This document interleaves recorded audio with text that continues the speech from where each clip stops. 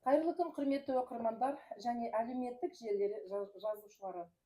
Иван Шухов атындағы орталық қалалық кітапханада сана әдеби музыкалық клубының негізінде құрылған өңірде із қалдырған есімдер рубрикасының аясында біздің жанымыздағы чемпиондар атты кітапханалық библиофил айдарына шақырамыз.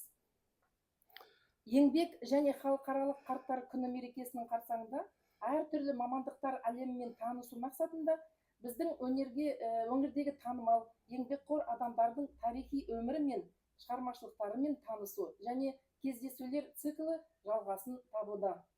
Сондай-ақ жастарды еңбекке тәрбиелеу, үлкендерге деген құрмет, туған елге, жерге деген сүйіспеншілік туралы айтпақпыз. Ендеше еңбегі сіңген адамдардың бірі Жамбыл Серғалыұлы Тасименов.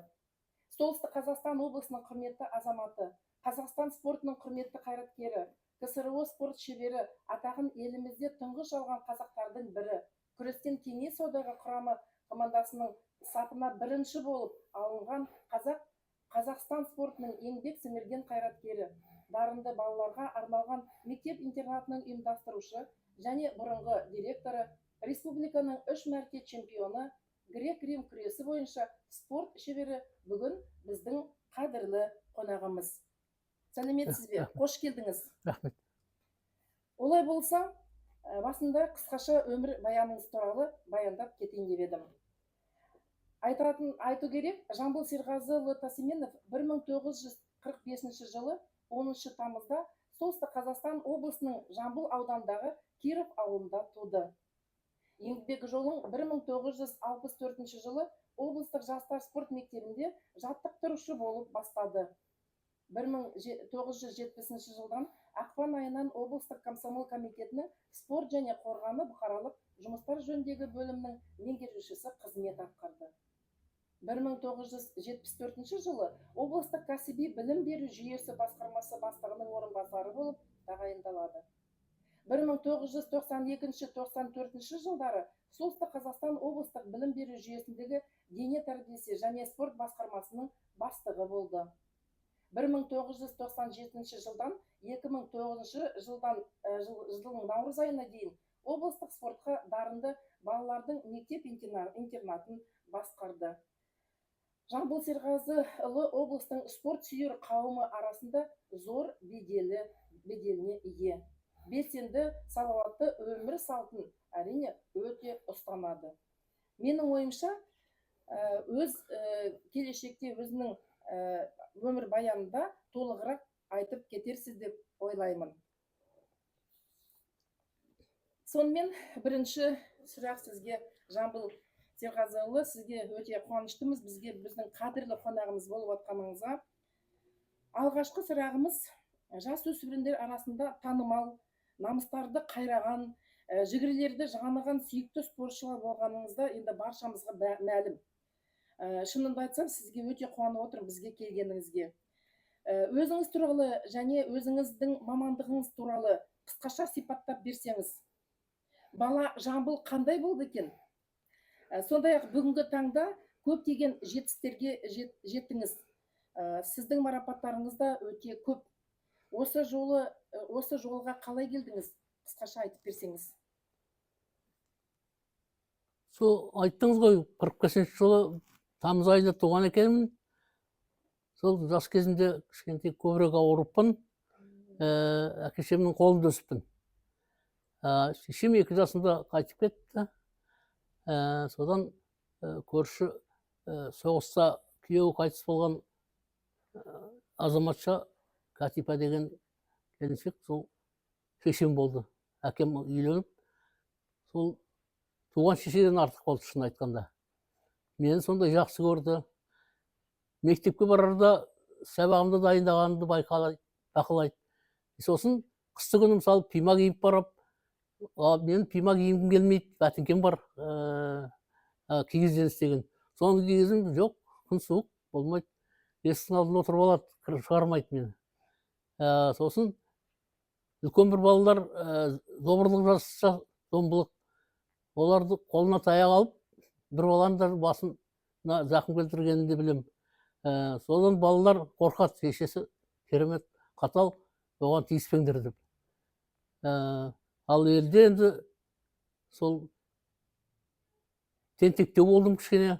Ауылдың шетінде бір бала жылап жатса, жамбыл ұрған шығар деп айтады екен.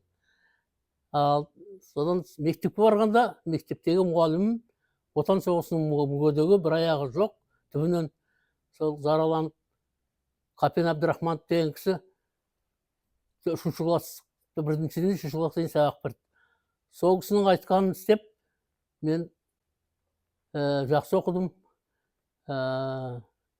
Сосын қоғамдық жұмыстарға қатынастым. Әлгі мұғалімім маған вожатый деген кітап болды ол кезде. Соны маған беріп, соны оқы, сондағы упражнениені физкультура сабағын беру керек қой. Соны сен дайындалып кел, сосын балаларға көрсетесің дейді. Солай мен біріншіден үшінші класқа дейін мұғалімдікті несін атқардым, физкультура сабағының. Сол да мүмкін маған осындай спортқа бейімделуіме. Ал енді сол вожатый журналының әрмен қарай сол спортқа бейімделген упражнениелерін жаттап алып, өзім күнде таңертең жасап, содан мен ауруды қойдым. Олар бала жасынан дейді ғой. Сол кезде уже жаттықтауларды үйрендіңіз, иә? Содан балалармен күресіп ойнадық қысты күні, қардың үстінде. Жазды күні суға түсіп, біріміз көлде малтып, сосын суға батырамыз. Сонда енді өзіміз сондай шынықтық. Оған сол шынығуға сол әлгі мұғаліміміздің де себебі көп болды. Өйткені біз боқтаяқ ойнағанда, қазір хоккей ғой. Сол кісі айтады, таяқтан баланың түрлі әдістерін үйретеді. Өзі хоккей ойнамаса да, әлгіні соны бір аяғы жоқ, екі балдақпен жүреді. Сондай бізді өте жақсы көрді әлгі мұғаліміміз. Біз әрқашанда оның үйіне барып көмектесеміз, сосын тағы бізді отан соғысында балалар қайтыс болған шал мен кемпірлердің үйіне барып отындарын кесіп береміз. Сіз сонда неше жастасыз? Біріншіден төртіншіге дейін. Сонда отындарын кесіп береміз, аралап, жарып береміз, сосын оны үйіп береміз. Сосын шөп әкелсе оған көмектесеміз тасуға. Ал сол ойыннан әлгі үйреткен кісі сондай, әлгі кісілерге үлкен біз сондай қадір соғыста балалары жоқ болса да көмектесіп жүрдік. Сол Мәржапи апай деген болды. Сол баласы соғыста жоқ болған. 2 рет картөбін қазуға күздігіні бардық. Күн жауып. Содан әлгі әжеміз Мәржапия деген аспанға шелегін лақтырды. Құдай көзің тесіліп кеткен бе деп. Содан кейін 2 күн бойы күн ашық, тамаша болды. Содан біз үйге айтып келдік. Папа, әке, осылай Мәржапия әжей аспанға шелегін лақтырды, күн жауын ғой деп. Содан әлгі кісілер бар, жұртқа айтып, әл күн жауа беретін болса, Мәржапияны шақырайық дейді, аспанға шелегін лақтырсын деп. Бірақ біздің енді сондай әлгі мұғаліміміздің үйреткен тәрбиесі. Сол көмектесіп әлгі кісілер сондай рахметін айтады. Міне жастығымыз солай өтті. Сосын бізде ауылда 7-ақ класс болды. Қалған әрмен қарай оқуды Баян орта мектебінде жалғастырды. Онда мықты мұғалімдер болды. Оспанов Сағди деген директор болды. Ғалым Жакин деген, Салжан Зарипов деген физикадан. Сол Самарханова Күлзира деген тәтейіміз. Солардан білім алдық. Жақсы білім берді бізге. Әлгі күнге дейін біз есімізге аламыз тәтейімізді, Самарханова. Сол математиканы жай осы қыздарды ұрсады. Сендер қастарыңды боямаңдар, мынау есеп шығарыңдар деп. Ал енді Салжан ағай өмірде физиканы өмірмен жалғастырып, сосын Есмағали Жүсейіп деген химиядан берді.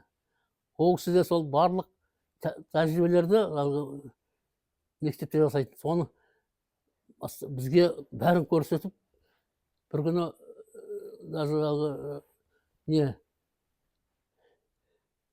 өрт бола жаздады. Дегенмен сөндіріп алдық тез. Ал сол мұғалімдеріміз әлі күнге дейін есімізде.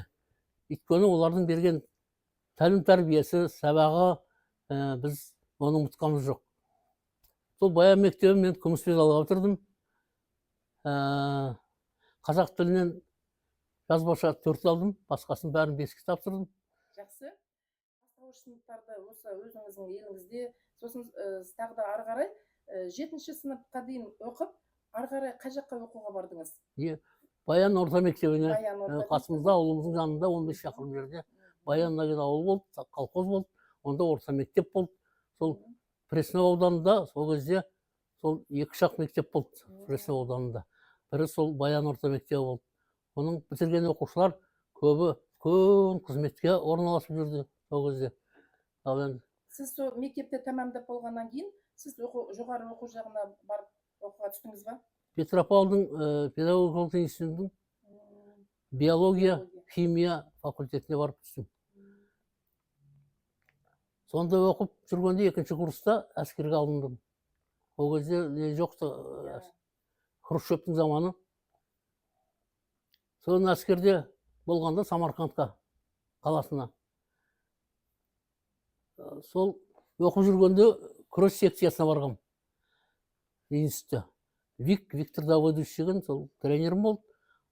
Сол әжептәуір 1 жылдың ішінде әжептәуір меңгеріп, күрес несін, тәсілдерін. Облыс чемпионы болдым, институттың чемпионы болдым. Сосын спартакиада вузов, сонда Семейде, онда да чемпион болып. Әскери қатарында жүріп. Иә. Сол Семейден келгеннен кейін әскерге барып, біраз үйрендік енді. Ракетный войска болды. Полигонға бардық Волгоград облысына атуға. Сонда бір сборға қойған Түркпонның 1-ші орын, Түркістан военный округының жарысы болды. Оны ұтып алдым. Содан келесі жылы 2-ші жарысқа дайындалып жатқанда частьта жүрген офицеріміз майор Нагорный деген звондайды маған тура. Командирінің осылай сен 4 солдатты алып қалғанбыз біз сборға. 1-ші орын алған бәрі. Мен үйретіп солар бәрін. Сол сен мынау балаларды жібер, өзің қал, балаларды жібер, басқа солдаттарды бізге керек, анау полигонға барамыз атуға. Содан жарайды деп, сол 4-еуінің 2-еуін жібердім. 2-еуін қалдырдым, өзім 3-ші болып, сол үшеуміз чемпион болдық. Первенство вооруженных силда. Керемет. Содан әскерден сондай жақсылықтар, тағы басқа турнирлерге бардық үлкен. Омбыда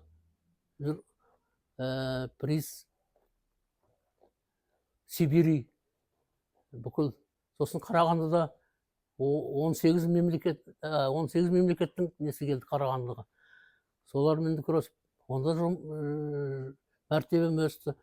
Жеңімпаз болдыңыз, иә? Сол енді сол әскерде жүргенде 3 жылда көп жарыстарға барып, Советтер оғаданының құрама командасына іліндім. Содан оның сборында Сахадзоре деген курортта, Ригада, Москвада, сондай сборда 1 айдай болып жүрді. Сол көп көмектесті мен артынан қарай өсуіме, күрес үйренуге, көп жігіттермен танысып, шетелдік. Сосын бір үлкен жарыс болды. 24 мемлекет қатынасқан Польшада. Приз Петросинского деген антифашист. Соған барып, финалда ол поляктың жігіті чемпион мира болған екен, алдында 1 жыл бұрын. Соны ұтып алдым. Оның алдында Бакулинмен кездесіп, біздің Қазақстанның чемпионы болған, әлем чемпионатында 2-ші орын алған, Олимпиадада 2-ші орын алған. Оны ұтып алдым. Сосын оның артынан кейін Ташкентте үлкен жарыс болды. Сол грек-рим күресінен. Онда бүкіл Советтер одағының құрама командалары келіп қатынасты. Сонда Советтер одағының құрама командасы Рыбалка, Олимпиада чемпионы Токиодағы. Оны ұтып алдым. Москвичтен ұтып алдым. Ленинградты ұтып алдым, барлық дөкейлерді. Сосын старший тренер Анатолий Иванович Кольцев деген өзі атбасарлық жігіт. Сол кезінде советтер одағы чемпионы болған екен. Сол жігіт айтты, біз сені сборға аламыз, құрама командаға советтер одағының дайындаласың, сосын жарыстарға барамыз деп. Сосын жарайды деді. Солай сол үлкен жарыстарға барып, біраз шетелдерді көрдім. Венгрияда болдым, Польшада болдым, Болгарияда болдым. Осы елдердің бәрінде чемпион болып қайттым. Керемет, тамаша. Жаңа алдыңғы қойған сұрақта жетістіктеріңіз көп екен дегенде, қалай жеттіңіз дегенде, сол әскери бөлімнен бастап мектеп қабырғасында оқып жүргенде, сол институттың кезінде сондай жетістіктерге бүгінгі таңда солай ақырын жете бердіңіз. Мына алдыңызда тұрған кітаптарды қарасам, осының ішінде сіз білетін жігіттер, палуандар, иә? Солармен кездестіңіз, иә? Мысалы, мынау бір кітапты алып көріңізші, қандай, кім деп жаңа айттыңыз, мынау кім екен мына жерде? Аманжол Бұғыбаев деген біз күрескенбіз.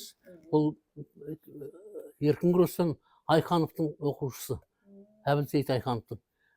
Сосын осында жаңа көрдім, Дәулет Тұрлыханов деген советтер одағының 7 дүркін чемпионы болды совет заманында. Сол жігітті де жазыпсыңдар осында.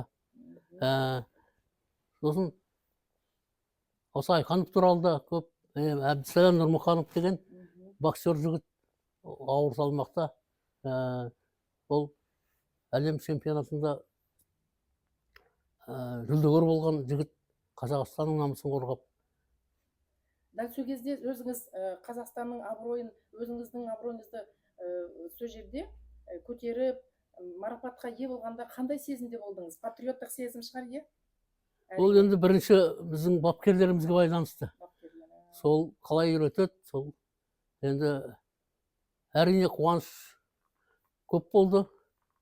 Мен осылай әр жерде болдым ғой. Өзімнің тренерім 2 жыл қасында болдым, сосын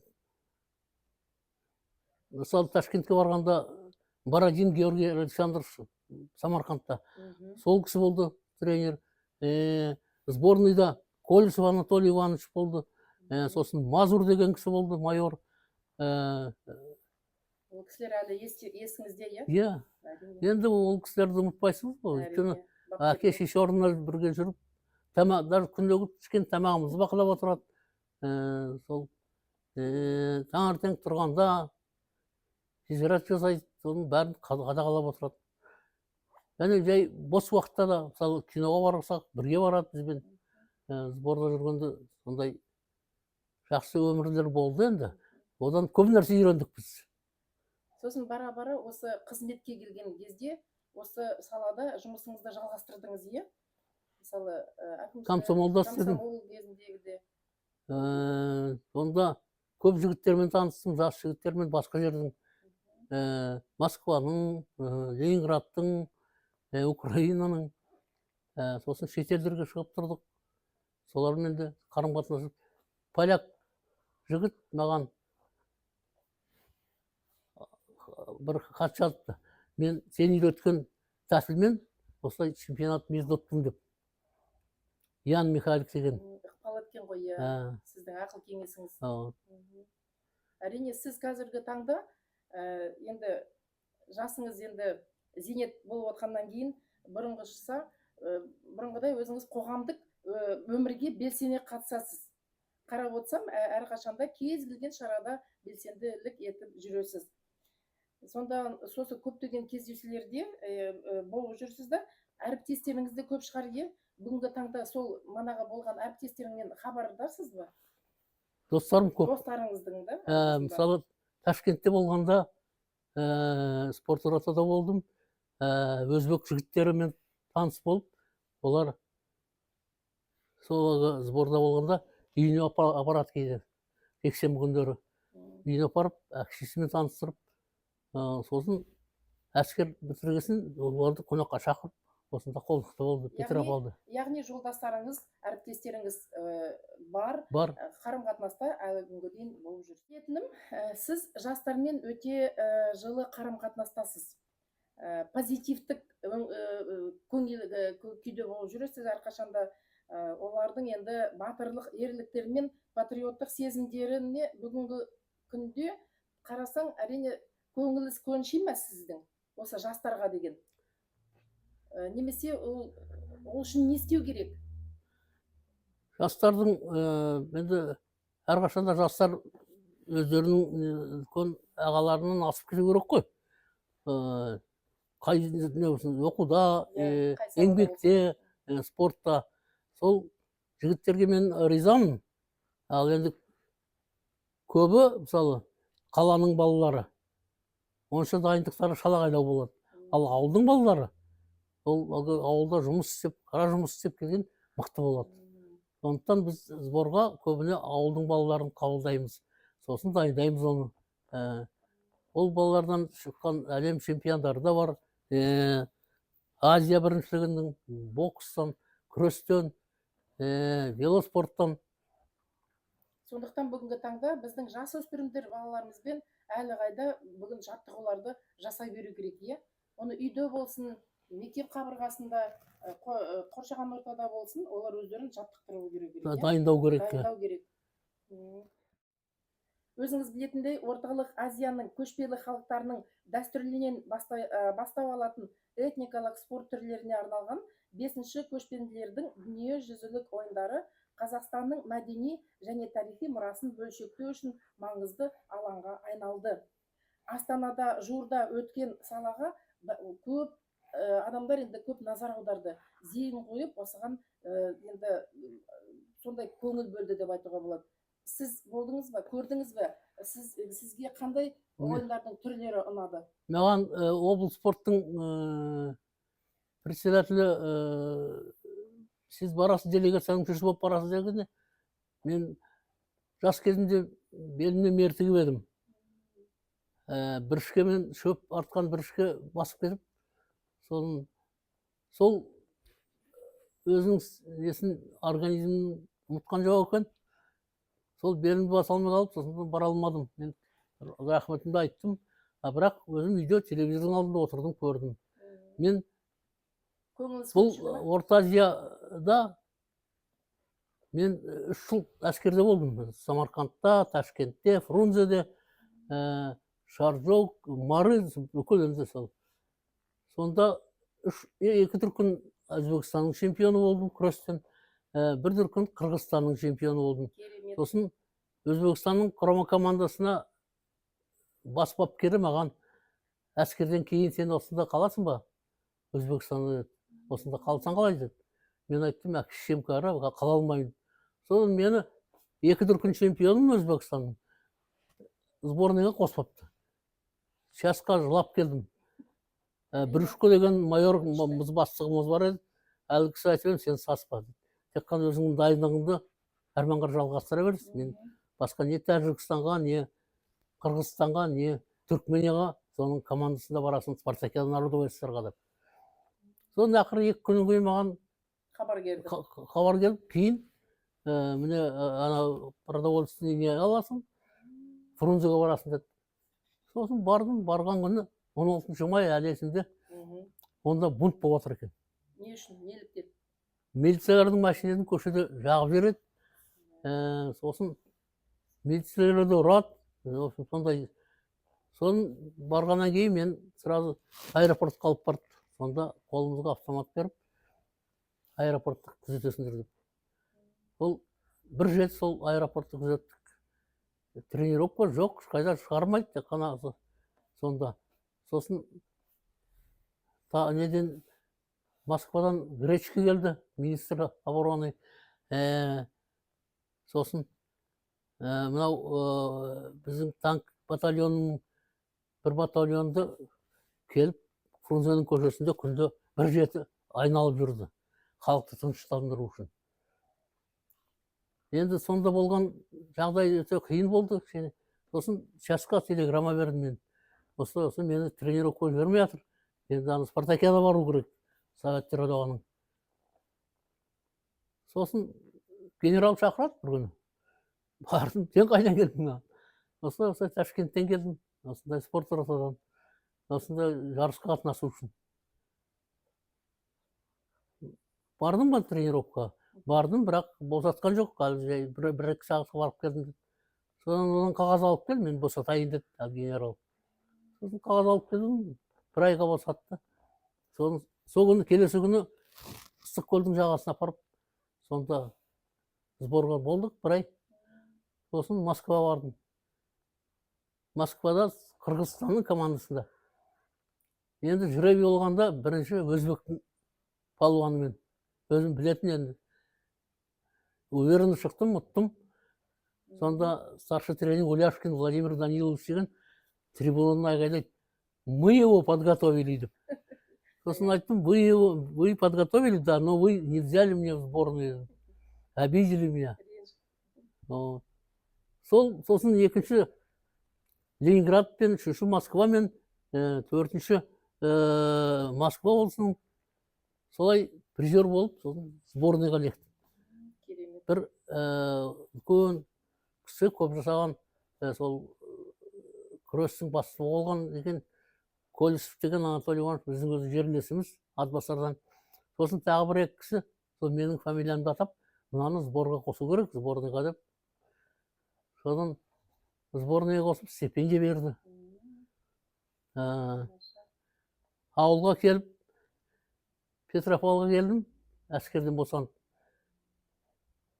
Сатуран деген ректорымыз болды институттың. Енді келіп восстановить етейін десем, мы военным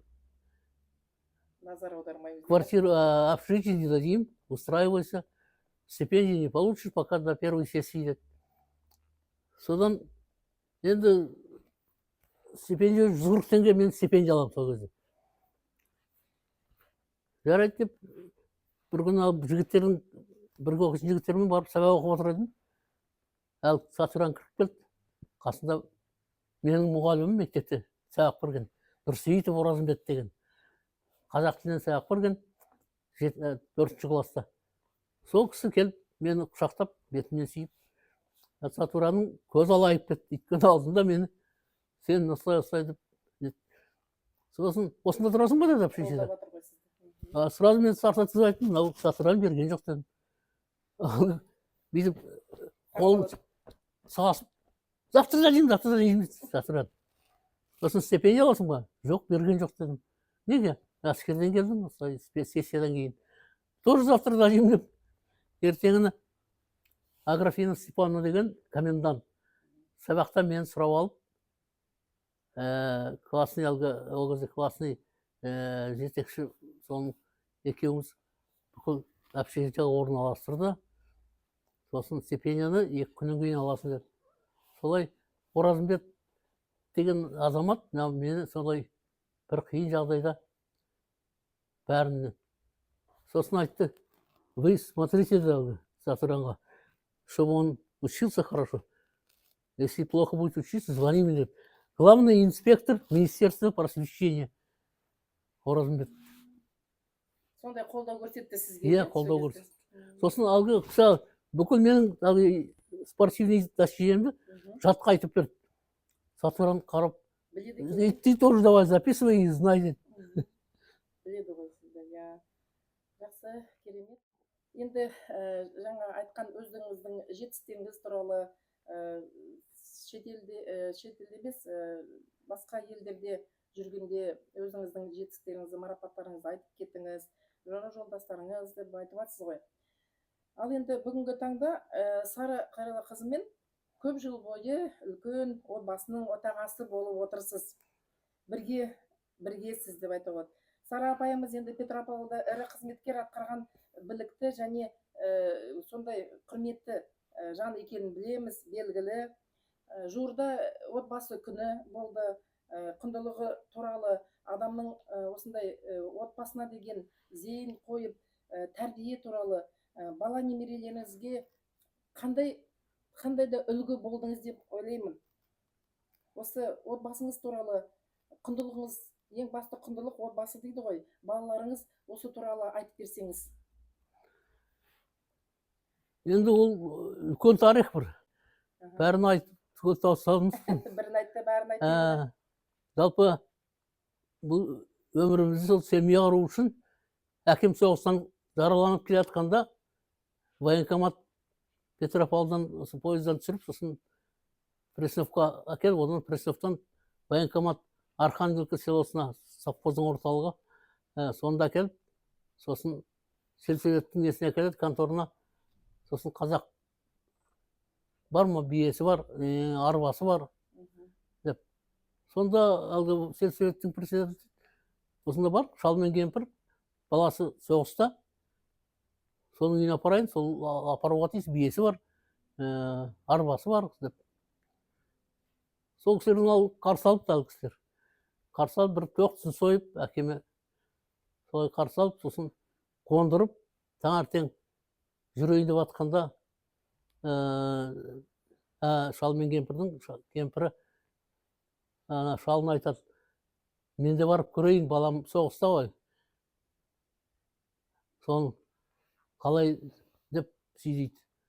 Сосын мінгізіп алады, соны алып келіп, солай біздің әке-шейімін, оның ата әжесі, келіншегімнің, ол кезде енді үй болғанымыз жоқ, сол. Содан сол таныстық болып, сосын әкем мен шешем қарсы алып, оларға сый көрсетеді. Сонда әлгі Сара, мен туыппын 1 жылдан кейін. Содан кейін ол шілдеханаға сол кісілер шақырады.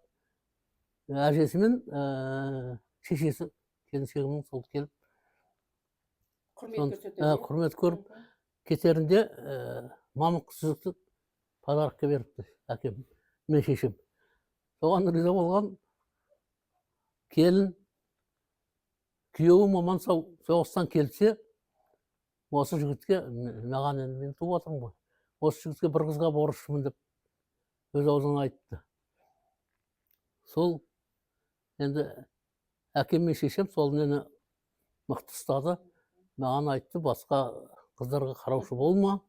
Осы мінекей айтылған, өйткені ол кісі 4-5 жылдан кейін қайтып кетті. 2 жылдан кейін, мен туғаннан кейін 2 жылдан кейін менің шешем қайтып кетті. Сондықтан әкем маған тапсырды осылай, 2 шешең алып берген, сен сол деп. Содан қарым-қатынас үзілген жоқ. Каникулда мен кейде Арқанға барам, олар кіріп келеді. Солай, даже ана орыстың балаларына інісі болды, келіншегімнің, Серікбай деген. Сол Саркин жених приехал деп, бүкіл ауылға жайып қояды. Әлгі орыстың балалары кейбіреу әлімжетті қалды екен, Серікбай деген інішегімізге. Соны әлгіні мен ақырын қардың үстінде, каникулда, январда. Үлкен кісілердің сөзін далаға тастамай, сізде жалғастырып кеттіңіз, иә, соны? Сол мінекей, сол тапсырмады. Оның енді шешесі болған жоқ, қайтып, басқа өгей шешесі болды, менің де өгей шешем. Бірақ сол айтылған сөз орындадық. Тәуба, 2 ер балам бар, екеуі де ер жетті, қазір жоғары білімдері бар, үйленіп, балалары бар, 4 немерем бар. Соларға айтатыным, бірінші оқуларыңыз жақсы оқы деп. Сосын қоғамдық жұмыстарға қатынасып отырыңдар. Сосын мұғалімнің айтқан, үйге берген тапсырмасын орындаңдар. Сосын үйде ата-анаға көмектесіңдер деп, әжесіне, атасына көмектесіп. Бала немерелеріңіз ішінде осы спортқа бейімдері бар ма? Үлкен балам болды, тренер болып істеді бастағанда. Сосын баласы чемпион болды Қазақстан. Артынан басқа жұмысқа ауысына байланысты, оны КНБ-ға шақырып алып, сонда істеп, қазір пенсияда, пенсионер, үлкен балам. Кіші балам темір жолда, инженер. Алайда бүгінгі таңда сіздің бала немерелеріңіз сіздің ұстанымыңызбен, ақыл кеңесіңізбен өздерінің таңдап алған кәсіби орындарында жұмыстарын атқарып жатыр. Сіздің көңіліңіз көншиді ғой, иә, балаларыңыздың тәрбие бергеніңізге осындай? Енді оларға өзім бос уақытында үйде бәрін үйрететін, таңертең бірінші физиология жасауды оларға, сосын күнделік батпан көтеру, сосын қоғамдық жұмысқа қатынасу, үйдің шаруасын орындау. Сонымен бірге достарың көп болсын деп айтам балаларыма. дұрыс. Мен өзімде өмірде сол достарым көп жерде маған көмектесіп, әсіресе әскерде болғанда сол достарыма әке-шешелері мені өздерінің балалары сияқты қарсы алатын. Дұрыс, көп рахмет. Әрине сіздің тәлім тәрбие берген сол кезде үйреткен әдіс тәсілдеріңіз бүгінгі таңда балалар арғай алып кетеді деп ойлаймын, әрине. Әдеттегідей біздің әлеуметтік желідегі біздің оқырмандарымыз, жазушыларымыз бар. Сол біздің оқырмандарға қандай бір тілек бар, қандай бір өздеріңіздің жылы лебіз сөзіңізді айтар едіңіз? Оқырмандар болсын, жасөспірімдер, жалпы не айтар едіңіз? Менің өз ұстаным, балалар елдің болашағы. Соларды үйретіп, соларға тәрбие беріп, соларға кейбір қиын жағдайларда соны атқару керек, қалай өткізу керек, соны үйретіп жүрмін. Әлі күнге дейін облыстық ардагерлер мүшесінің сонда қызмет істеймін. Барып жиналыстарда сөйлеймін, балалардың алдында, әскерге кетіп бара жатқан жігіттердің алдында. Сондықтан айтарым, балалар бірі-бірі дос болу керек бірінші. Біз Қазақстанда халықтар достығы деген, ол өзі бір мектебімізді халықтар достығы мектебі деп айтып жүреді. Сол көп жұртты бізді Қазақстанда сол достық арқылы көп нәрсе орындалады. Сондықтан тату тәтті өмір сүру керек. Соны уағыздаймын. Сосын үлкендерді сыйлау. Ол біздің өзі туа біткен бір ата-аналардың айтатын сол нелері ғой. Соны орындап, ата-аналардың айтқанын, қарияларды сыйлау, мүгедектерге көмектесу. Сосын үйлерінде жәрдемшілер, немесе отбасының сондайлары жоқ кісілерге барып көмектесіп, отындарын кесіп беріп, шөбін шабысып, үйісіп береміз. Соған барып қатынасып, соны балаларға да айтып жүремін. Сосын осы достық деген дүние өзімнің өмірдегі көрген, мысалы, қазір сол Грузияның кісілерімен танысып, соны дос болдық. Ригадан сол латыштармен, соларды айтып жүріп, балаларыма айтамын, немерелерім әсіресе. Айтып, мынау міне досым, осындай жерде тұрады, осылай.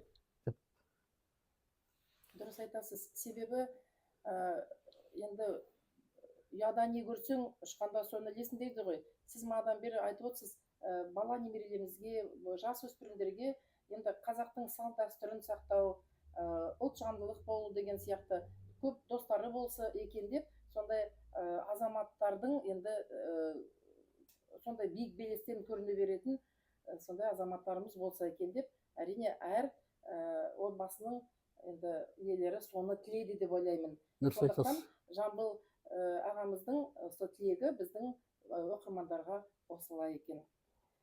Құрметті Жамбыл Серғазыұлы, біз енді жаңа мана айтып кеттік қой, еңбек күнінің қарсаңында халықаралық енді кәрілер деп айтамыз, қарттар күні дейміз.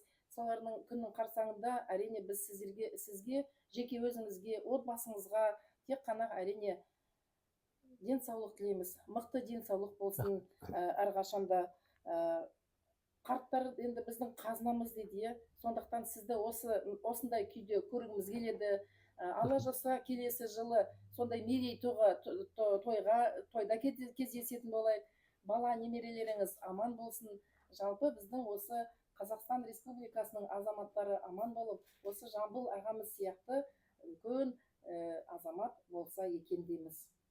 Құрметті оқырмандар және біздің әлеуметтік желі көрермендер, біздің жанымыздағы чемпиондар атты кітапханалық библиоэфир айдары осымен аяқталады.